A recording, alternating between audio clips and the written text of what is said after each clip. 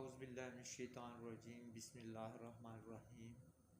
अस्सलामु अलैकुम मेरे व्यूवर्स, आज मैं आपको उस पानी के बारे में बता रहा हूँ जो गवर्नमेंट हमारे घरों में हफ्ता में तकरीबन 2 दिन भेजती है।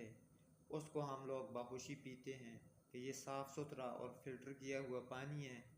वो किस तरह का पानी है और उसको हम किस तरह काबिल इस्तेमाल कर सकते हैं ताकि हम बीमारियों से भी महफूज रहें और हमारी सेहत भी अच्छी सेहतमंद रहे। तो आइए मेरे साथ देखते हैं कि हमें कौन सा पानी मिलता है और वो पानी कितना साफ़ है और उसको हम किस तरह काबिल इस्तेमाल कर सकते हैं।